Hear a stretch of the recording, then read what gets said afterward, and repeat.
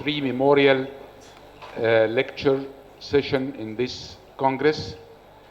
May I call the chairperson, Professor Tariq Safwat, Professor Ashraf Hatem, and Professor Assam Gouda. الأفاضل اللي احنا تعلمنا منهم الكثير. فالنهارده في 3 ميموريال ليكتشرز، بس في النهارده لا 2 ميموريال ليكتشرز، انا اسف. ميموريال ليكتشر لرائد من رواد الامراض الصدريه في مصر وفي المنطقه، الاستاذ الدكتور حسن حسني يوسف. هو استاذي واستاذ علم اجيال كثيره من اطباء الصدر اللي هم النهارده على مستوى كبير، ورؤساء اقسام واساتذه اتحالوا على المعاش، وانا واحد منهم يعني. دكتور حسن حسني لو هتكلم عنه، طبعا انا عارف ان هي ربع ساعه. دكتور حسن حسني كان ليه علاقه خاصه بيه ان هو اخويا الكبير واستاذي، واتعلمنا منه كتير زي ما قلت لحضرتك. لكن هو عشان اتكلم عن الدكتور حسن حسني هاخد اكتر من ساعات يعني. فجست for the sake of time، بروفيسور حسن حسني كان بروفيسور بالمر ميديسن عين شمس يونيفرسيتي كايرو ايجيبت. He was the head of the chest department at Ain Shams University from 84 to 90, followed by Professor Emeritus from 92 till his death in 2012. He was one of the major pillars in founding this model society, our Egyptian Scientific Society of Bronchology, in 2001. His activities and role in this society and others were great, as he headed many of the scientific committees, both regionally and locally. He was the first to introduce flexible optical bronchoscopy in Egypt in 1972 and developed the practice of bronchoscopy through educational programs and hands-on training. He was as well involved in the establishment of the interventional bronchoscopy unit at Ain Shams University in 1991 by introducing the laser treatment and rigid bronchoscopies for tumor debulking. He was as well behind many establishments such as mycology, sleep, PFTs, and laser units. The other side of the coin, he was a man of high style and extremely distinguished. We learn a lot from his humanitarian behavior, patient-doctor relationship, and he was the mentor and idol of many nowadays well-known key opinion leaders.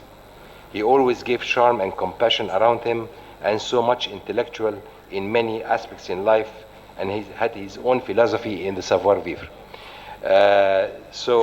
Professor Adel Khattabi is going to discuss one of the major interests of Professor Hassan Hosni, the bronchoscopy past, present, and future. طبعا أنا بس أحب قبل ما أتكلم أرحب الضيف الكريم ابن الدكتور حسن حسني وابننا الأستاذ تامر حسن حسني. شرفتنا يا تامر. اتفضل يا دكتور عادل. بسم الله الرحمن الرحيم. مساء الخير. أنا طبعا قبل ما أبتدي بحب أشكر مجلس الإدارة اللي أنا واحد منهم، والدكتور طارق على فكرة الميموريال ليكتشرز للليت بروفيسورز اللي علمونا وليهم فضل كبير علينا. To be in time, I'll just mention tips about the past, present, and future. I would like to dedicate this lecture to the memory of my dearest professor and friend, late Professor Hassan Hosni Yusuf, whom for over actually 37 years I've learned and enjoyed working with him. My talk will be central to what he always loved, enjoyed, and taught us: bronchoscopy, past, present, and future. I do apologize for our faculty. In just less than a minute, I will say in Arabic some of my memories with Professor Hassan. Actually, رحمة الله عليه الأستاذ الدكتور حسن حسني، لو عايز تقول ما تقولش إنه أستاذنا بس، ما تقولش إنه إنسان، قول إن هو معلم خلوق فاضل. بعض الحاجات بسرعة، أهم من إن أنا أتكلم على البرونكوسكوبي اللي الواحد بيتعلمها على مدى السنين بقى. كنت نايب وشايل، ما كانش لسه الداتا شو، الكاروسيل، ورايح دكتور حسن يدي محاضره للاندر جراجويت، ومن مبنى لمبنى، ورحنا لقينا طالب واحد الساعه 2 الظهر. فانا قلت كويس احنا هنروح. فهو بص فهم، قال لي انت رايح فين؟ قلت له يا بيه ما جاش غير طالب واحد. قال لي ده طالب احترمنا، لازم نحترمه، انا هديله المحاضره. اما كبرت شويه وتعلمت منه المناظير وبقى عندي برايفت براكتس، اعرف بعد كده العيان يجي لي اقول له محتاج منظار، زي ما بيحصل ياخد اكسبيرينس اوف سينيور، فيروح للدكتور حسن يقول له انا رحت لعادل الخطاب قال لي كذا، يقول له ارجع لعادل الخطاب، ده احسن واحد يعمل لك المنظار. الزمن مر، في امتحانات الدكتوراه ما بقينا اساتذه كبار شويه، ما يجي الدكتور حسن ما يشاركش الله يرحمه في امتحانات، يقول انتوا بتعملوا ابحاث ايه دلوقتي؟ ايه الابحاث اللي عندكم؟ لا شدوا حيلكم شويه في الابحاث. طبعا حكاوي كتير قوي يعني كلنا عارفينها، حتى اللي مش عين شمس. As Lord Byron said, the best prophet of the future is the past.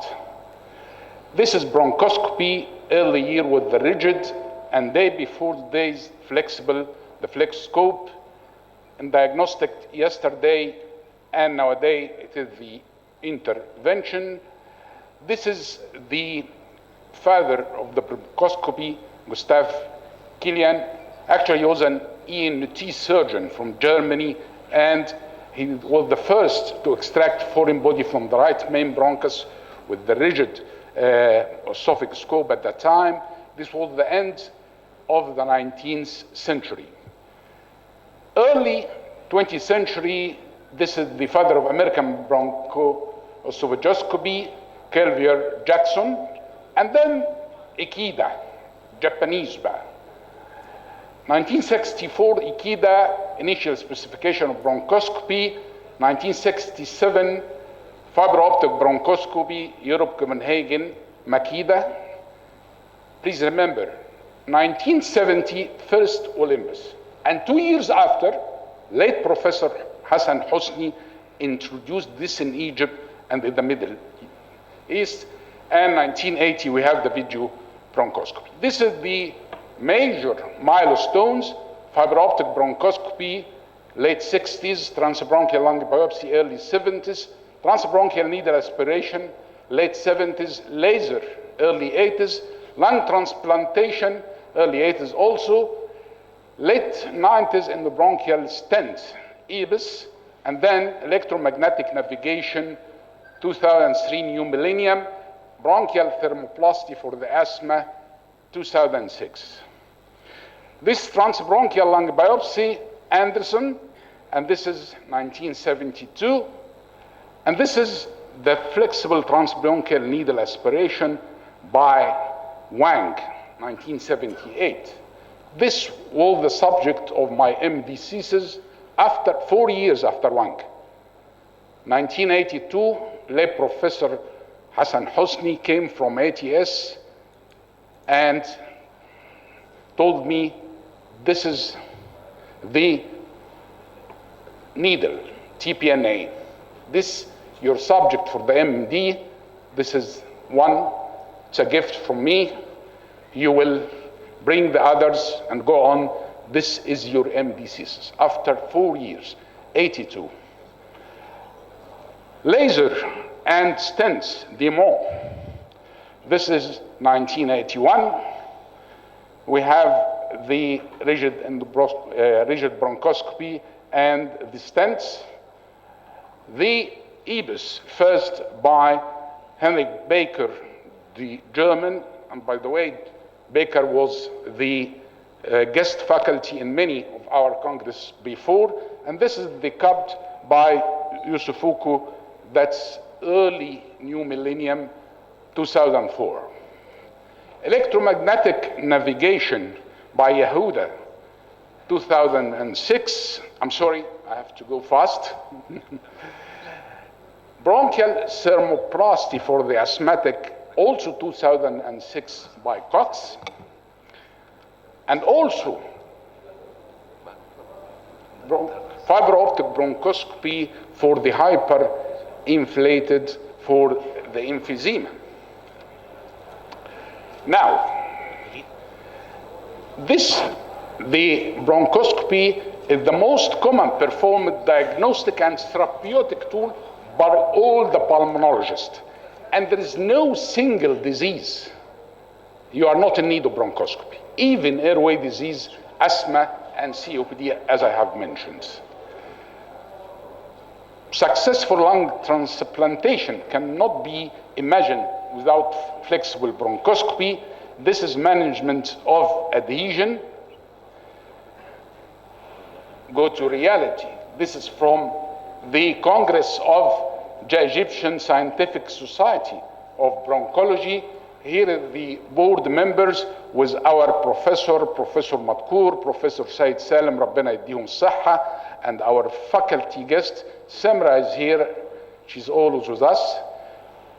Here are the ladies of the board member, and here is Islam wa Ala El-Gindi. Late Professor Hassan Hosni was a board member since day one in the Egyptian Scientific Society of Bronchology, and one of the major objectives of our society is workshops. Yesterday and the day before yesterday, we have many workshops for diagnostic and intervention pulmonology. Today, what is the level? The first level of the bronchoscopist, basic diagnostic, brush, whoosh, TPNA. Level 2, advanced diagnostics, plus electromagnetic navigation. We don't have navigation yet in Egypt. In level 3, therapeutic, ABC, laser bronchoplasty, and the first level stent. A question. This is actually by Atul Mehta. What is the largest foreign body a pulmonologist has ever removed from the endobronchial tree? What is it, Simra? Thoracic surgeon. Do we have any thoracic surgeon colleague? Yeah, how are you? Go for either, but not for foreign body. You can go for lobectomy, pneumonectomy, whatever you like, but foreign body is the function and duty of the pulmonologist. Not only foreign body, staging of lung cancer, again, it is by the pulmonologist. The future. Future belongs to ideas and innovation. People who don't remember the past are condemned to repeat it. This is the later photoresection. For the future, we have many.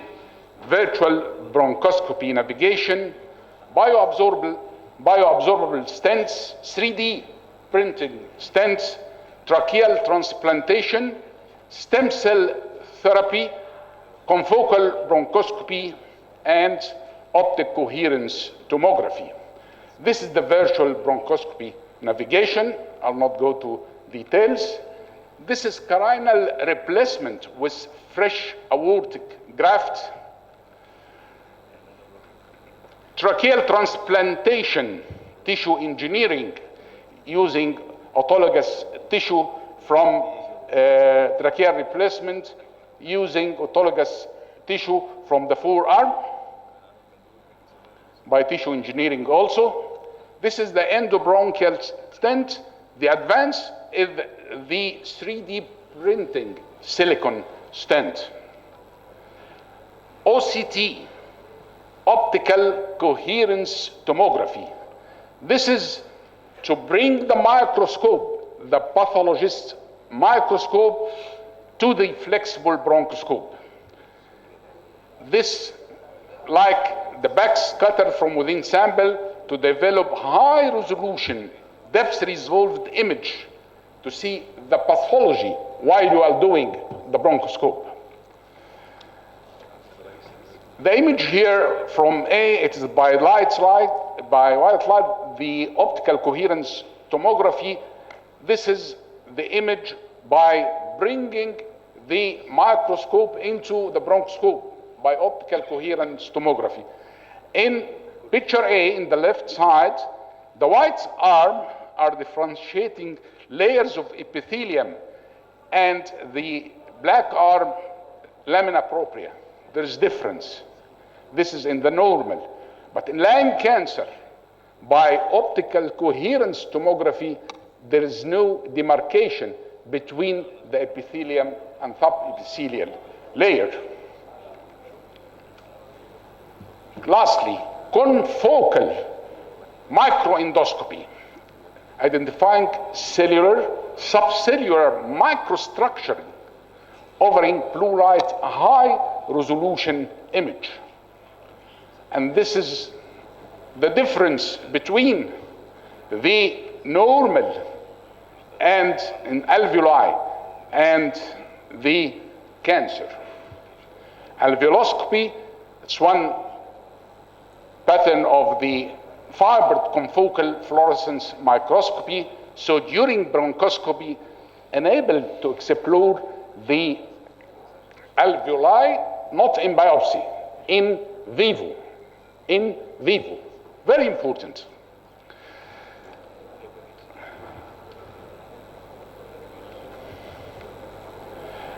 Actually, I have 3 references in preparing this lecture. Of course, Atul Mehta, and I gave similar lecture in 2011, but the major lecture in my presentation prepared by my dearest brother, colleague, Professor Ashraf Matkour. Dear colleagues, ladies and gentlemen, not only Michelangelo, also our late Professor Hassan Hosni said, I'm still learning. Thank you so much for your kind attention.